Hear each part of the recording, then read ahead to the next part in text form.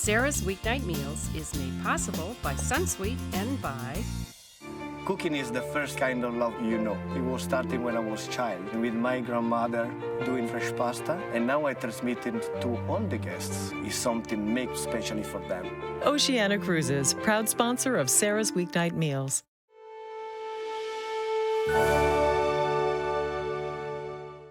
Zwilling, makers of Fresh and Save, the vacuum food storage system. One of the ways Zwilling has been helping cooks do it all in the kitchen for 290 years. The Zwilling family of cookware is proud to support Sara's Weeknight Meals. Today, Sara's Weeknight Meals is all about pot. No, not that kind. I'm talking about casseroles.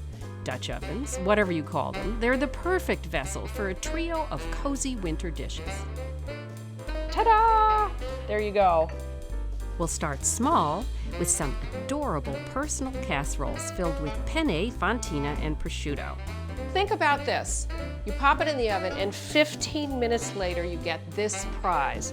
This wonderful personal pasta, crispy on the top, creamy on the bottom, deeply flavored. Then a super chef smackdown with the mother of all casseroles, the cassoulet. Mine is fast enough for a weeknight full of crispy chicken and smoky kielbasa, and inspired by her. This is Julia Child. Bon appetit. My buddy Ming Tsai comes in with his own version. We are making Asian ginger orange Cassoulet. Cassoulet. Cassoulet in quotes. Cassoulet. So cassoulet usually has beans. Right. So my bean is the edamame. He's right. It's all about the beans. So on Ask Sara, I was just really interested to have your opinion on this, what I call my bean conundrum. $1 million question. It's all coming up on Sara's Weeknight Meals.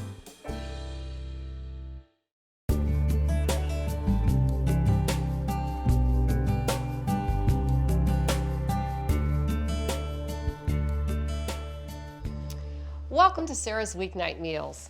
You know, if there's anything more lovable than boiled pasta in a sauce, it's baked pasta in a sauce because it gets all crispy on top and creamy underneath.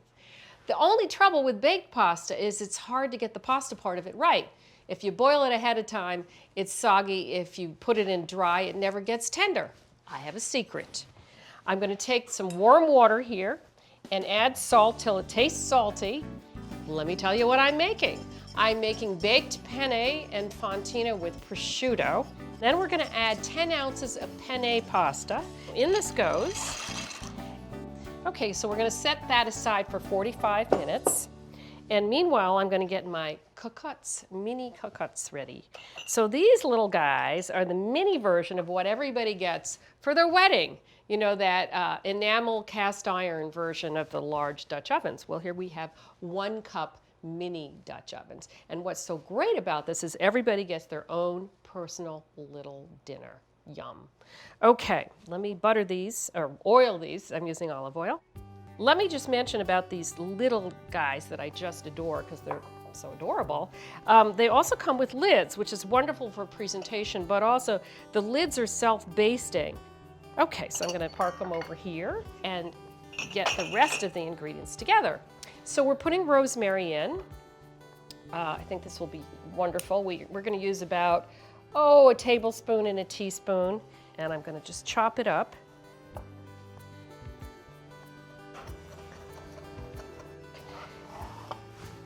I'm mincing the garlic. I need about 2 teaspoons. There we go. And move on to my prosciutto. I'm going to tear the prosciutto, and this is good quality prosciutto di Parma from Italy. And the reason I'm tearing is it's just very hard to cut. It all sort of bunches up together. Okay, I'm going to go drain the pasta.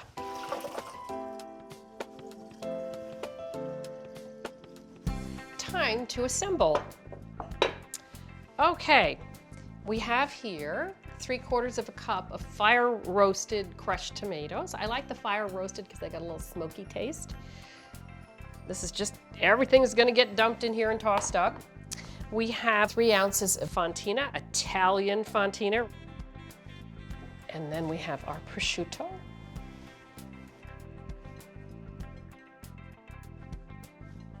our Parmigiano Reggiano, the real McCoy, for 1.5 ounces. Our garlic and rosemary. And finally, 1 to 2 teaspoons of hot pepper flakes, 1/2 cup of chicken broth. You need some moisture in here, obviously, because we need to end up with sort of a creamy texture on the bottom. And 1.5 cups of heavy cream. There is no way really around the heavy cream. Don't try to go lighter. It just won't work. Heavy cream is one of the few dairy items that will thicken on its own, particularly with the starch from the pasta. You just have to close your eyes and do it. Oh, let me add some salt and pepper since I'm tossing up anyway.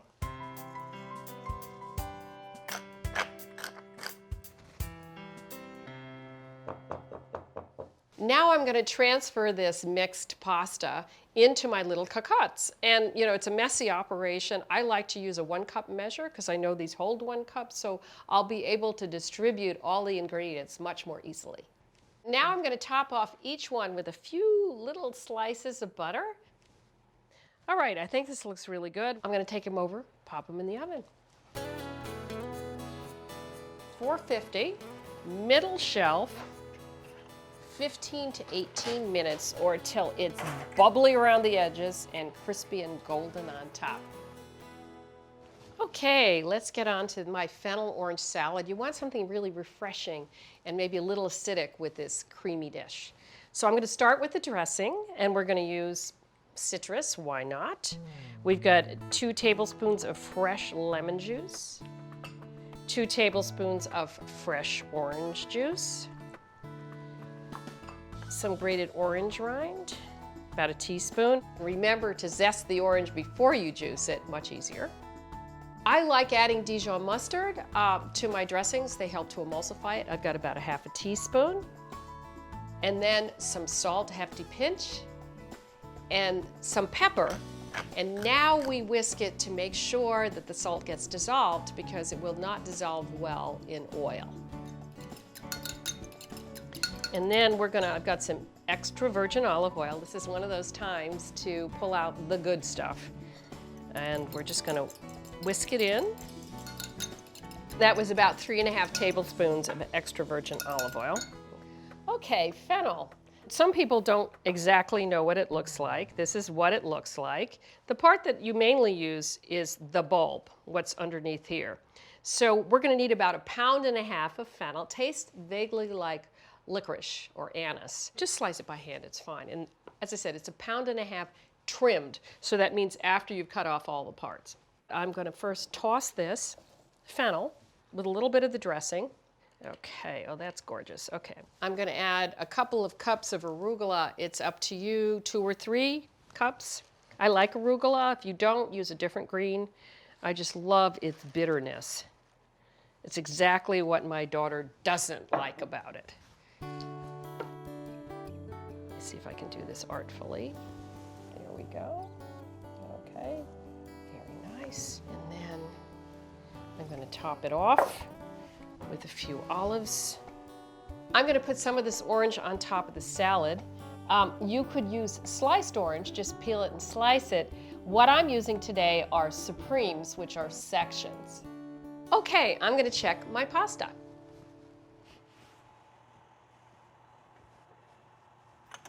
Wow, isn't this just amazing? Wow, it's just so wonderful. So think about this. You pop it in the oven and 15 minutes later you get this prize. This wonderful, personal pasta, crispy on the top, creamy on the bottom, deeply flavored, served with a refreshing salad, a little crusty bread. I'm gonna even put a little lid on. You can take it to the table like this and then ta-da! There you go. And everybody is so happy with a little bit, perhaps, of Italian wine, perhaps a Chianti. Yes. This is Julia Child. Bon appetit. Call it nostalgia, but I've been revisiting the dishes I learned when I worked on Julia Child and More Company. Here we are in 1979 at the start of a 25-year friendship that changed my life. By the time I followed Julia to Good Morning America in 1981, she had become a national icon, and I had become her food stylist behind the scenes. We made hundreds of dishes, but French cassoulet kind of embodies who she was, hearty and warm and a classic.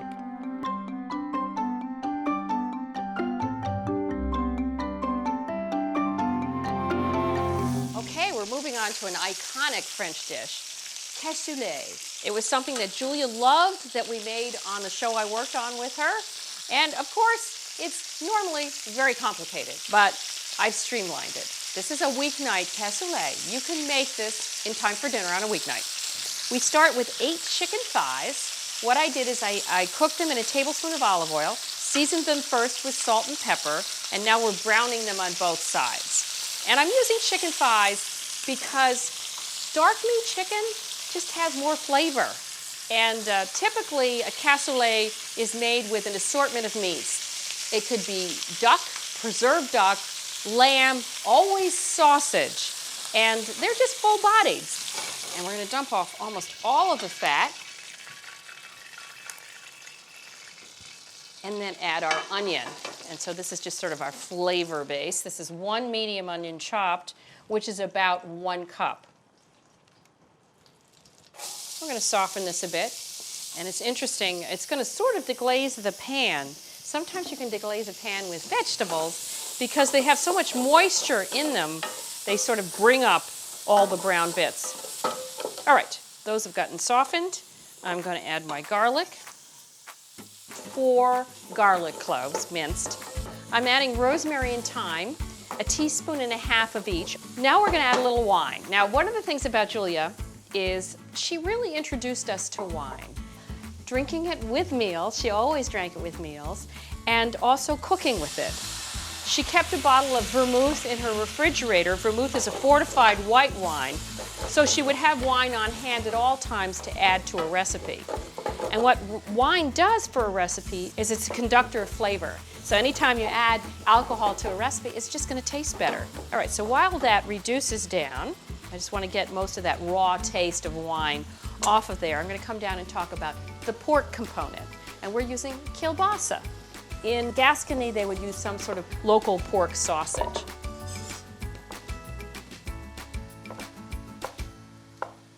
Now, I want to thicken this stew a little bit. And what better way to thicken it than with some mashed white beans? We're going to put in 4 cups of white beans. White beans are the one thing that's constant, that and some sort of pork sausage in every cassoulet that you find. But I'm going to take out 1 cup of the 4 cups and just mash it with a good old potato masher. And then this is going to act as the thickener. Okay, we're ready to get everything back into the pan. So we're going to put the chicken back in. And then we're going to add our kielbasa. Everything goes in. Just put it in between all the chicken pieces. Our regular beans, our mashed beans, 2 tablespoons of Dijon mustard. I like it because it sort of adds a sharpness to it. And finally, some chicken broth. So I'm going to add 1.5 cups because you want to make sure there's enough liquid in there so the chicken really braises nicely. All right, we're going to bring this up to a boil, turn it down to a simmer, 15 minutes with a lid on.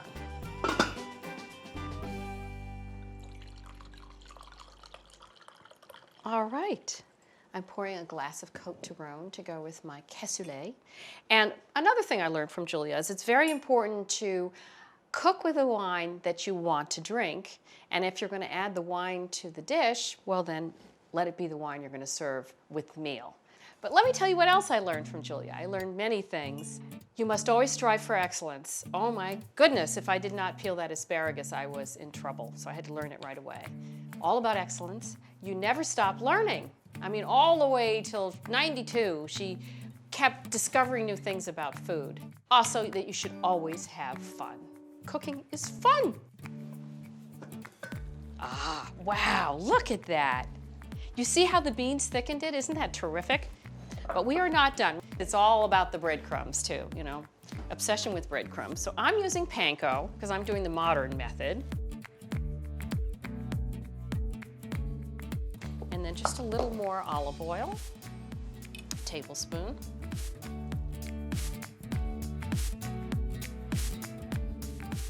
Okay, so sprinkle it all over the top. And it's just supposed to add like a little crust. Okay, let me get my door open. I've got the broiler on down here. And I'm just gonna put it on the shelf. And it's gonna take about 30, 40 seconds to get really nice and brown.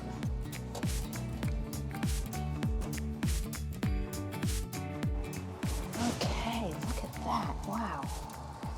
That looks amazing. Okay, but that is a hot, heavy pan. So I'm gonna just go slow. I'll put 2 pieces on here because you want it to be substantial. And make sure you get some of the young kielbasa. And we'll have a little bit of fresh thyme. It's always nice to put a little greenery on. There we go, that looks lovely. Okay. Time to taste my perfect, quick cassoulet. It's gonna be hot, but it's gonna be yummy. So just a little tiny taste. Here we go, with the beans and everything. Wow, perfectly seasoned.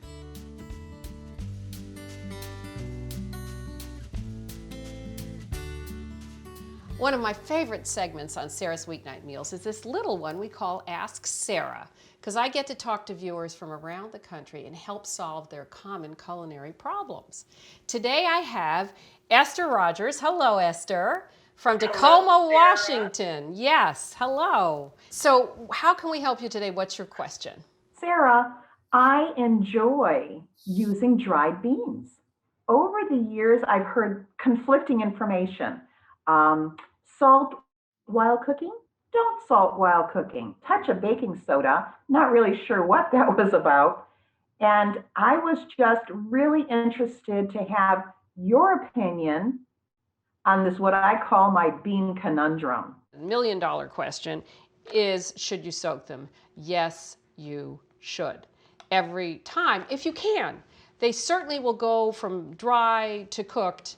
You know, you just have to boil them longer. But what I recommend instead is for a pound of beans, cover them with 4 quarts of cold water and 3 tablespoons of kosher salt. What that will do is help them to cook more evenly, tenderize the skins, and season them. What we're gonna do now is add the beans to a pot of cold water, which has been salted, and then we're gonna bring it up to a boil, turn it down to a simmer till they're done. It takes 1 to 2 hours. And then you just drain them. You can save the liquid or not save the liquid.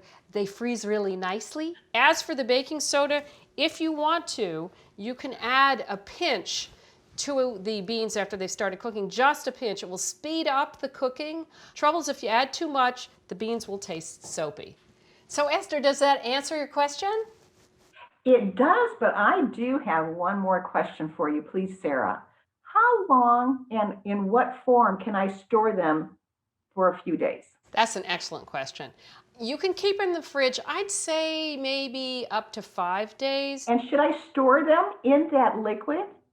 Yes. In the refrigerator? Do it either way, in the liquid or not in the liquid. It's fine. They'll be fine. Okay. Oh, that's great. Thank you. And I just want to encourage all of you to come join me like Esther did with your culinary dilemmas. We'd love to have you on Ask Sara.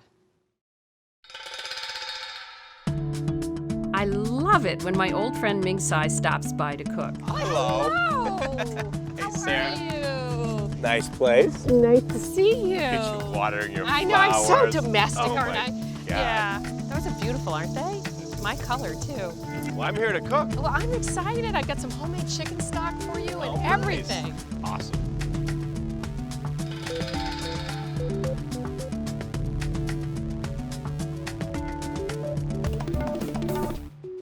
I love duck, and I'm so excited we're making it, but I'm a little baffled. I like French duck cassoulet, Oui, oui, canard. but we are making Asian ginger orange Cassoulet. Cassoulet. Cassoulet in quotes. Cassoulet. So cassoulet usually has beans. Right. So my bean is the edamame.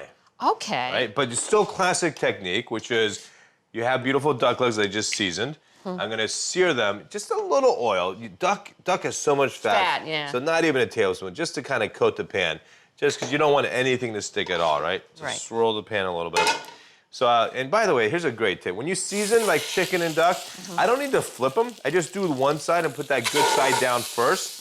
And then once it's in the pan, then I'll season this side. The second side, right. The second side, right? And you always season before you add it. Absolutely. And why is that? You want this seasoning to cook into your protein. You don't want to just season at the end. There's a big difference in flavor and the levels of flavor when you season before you season after. So now I'm gonna season the backside.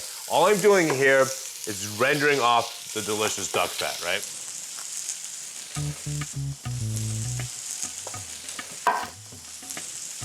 You want me to cut the orange with the rind on? I love it. The orange turns to like orange confit. Yum. Delicious. So this is like a Sunday sort of comfort meal. It totally is a Sunday comfort meal. All right, I sliced a little bit of ginger we're gonna add once the duck comes out. These are serrano chilies. All I did is wash them. I'm gonna just take the end off and I'm gonna slice them whole down the middle, seed and all. Okay, Right, I this like adds that. a little bit of heat, but all those oranges you're doing there is gonna add a lot of sweetness. So, all right, Sarah, so we'll get that nice color like that, right? So give these a quick flip. Again, these are not even close to being cooked through, right? These are raw. And you can see how much fat ended up actually in this pan. Just a little bit of duck fat You're leaving we're gonna it? use. So Okay. give me your onions, please. And we have celery. These are carrot. I call these carrot nubs. I know, they gotta call them something. They're so weird You know what? But they looking. come clean and peeled, and you dump them. They're perfect size. They're great, they're pre-prepped. Celery in? Celery. Everything in. Now you gotta have a little bit of smoked pork, so just a couple thick slices of bacon. You don't brown straight it, in. huh? You just throw it in like because that? it's a braise. Okay. Right? You got celery, you got ginger that's been peeled, right? Good flavor of Beautiful. ginger. Here's 2 serranos that I just have, seeds and all, because there's heat. And these oranges? Oranges go in. I give like just a little squeeze, not all the way, because I want to keep this integrity, but just a little squeeze. With each one? Yep, Okay. each one. And then the edamame. That's so Right? wild. So these are not gonna be green when we're done Oh with no, them. they're gonna be brown. So naturally brewed soy sauce, right? I don't care what brand you use, make sure it says naturally brewed. And there's some great organic out there. And because we can, a little orange liqueur, right? Boy, this is one heck of a Right. big pot. Not much more salt because I already had that soy sauce. All right, and we're done. Then we're gonna take all these duck legs, make it dump back in, and then chicken stock. Okay, so we'll see what this And looks like. this looks like a lot, but believe you me, when all these veg and oranges gonna cook down. it's gonna cook Be down. way All right, down, Give me okay. all that stock. This is so exciting, I have to And say. by the way, you know this. Buy your chicken stock. You can make it. This looks like homemade because you're Sarah Moulton, but the unsalted ones that you buy are fine. Aren't right? bad. They're not bad. Are we going top or bottom? Top of it. Okay. Okay. 350. Okay. You could do this on top Almost. of the stove at a gentle simmer, Totally. too. And this will Okay. take about an hour 45, 2 hours. Okay, you know what? We're gonna have tea in my garden. A spot of tea? Yes, Oh, we brilliant. are. We are. After you. This is so civilized. I know, A isn't it spot so- of tea as our duck cooks. I mean, seriously. Yes. Thank you. I love tea. Yeah, let me do the Japanese thing. You can't serve yourself. Oh. You know, with sake, right? You never serve yourself with sake. And tea should always be served for you. I didn't know that. Wow. I love Cheers. tea, but I I love tea. just make it and drink it every afternoon. Although the first cup in the morning, it can't be tea. It's got to be coffee. I Yeah. need that. Oh, really? So I you need go, that. you're both and. Yes. I go both ways. Oh, it's delicious. Love it. Really good, really good. This has been fun. This is so much fun. It's old reunion week. I'm glad you can still cook, Sarah. That's good to see. Oh, Are you boy. happy? Are you happy that I can still cook too? Yeah, you can. Really? You're only getting better, actually. No, I don't know about that. Yeah, you're getting it all the time. Let's go check our duck, don't you think? Absolutely. Okay. I'm bringing my tea. Okay, I will too.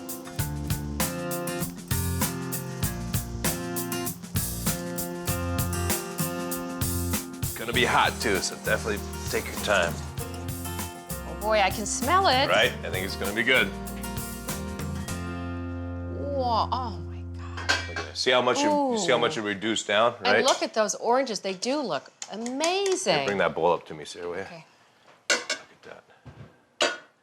Yeah, these oranges rock. Pour a little of the broth on top. Do you want more meat in there too? Yeah, sure. Come on, we're hungry people. Yeah. You know what? I've set us up for the garden. I think we'll go out and eat in the backyard. I can't wait. And we have a Pinot Noir for you. Pop. All right, so here's a great Pinot Noir. I didn't invent this. The French invented, of course, Pinot Noir with duck. This one is from Carneros in Napa Valley. Love it. Give it a smell. It's like blackberry and cherry and currant. Cheers to you. Yes, cheers to you too. Thanks Thank for you, having Ming, me. for being here. And thank you all for watching. I hope you will try these one-pot wonders by my good buddy, Ming Tsai. You gotta try it too I will, there, I will. I'm gonna Chef try the Moulton. one. Get in there. I'm telling you, it's about the duck, but it's also about the orange. I mean, orange slices like it's butter. Wow. Try a piece of that orange. Okay, I'm gonna try a piece of orange, straight up. For recipes, videos, and more, go to our website, saramoulton.com. Sarah's Weeknight Meals is made possible by Sunsweet and by Cooking is the first kind of love you know. It was starting when I was a child with my grandmother doing fresh pasta, and now I transmit it to all the guests. It's something made specially for them. Oceana Cruises, proud sponsor of Sarah's Weeknight Meals.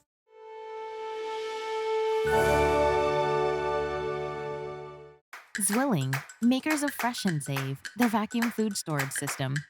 One of the ways Zwilling has been helping cooks do it all in the kitchen for 290 years. The Zwilling family of cookware is proud to support Sarah's Weeknight Meals.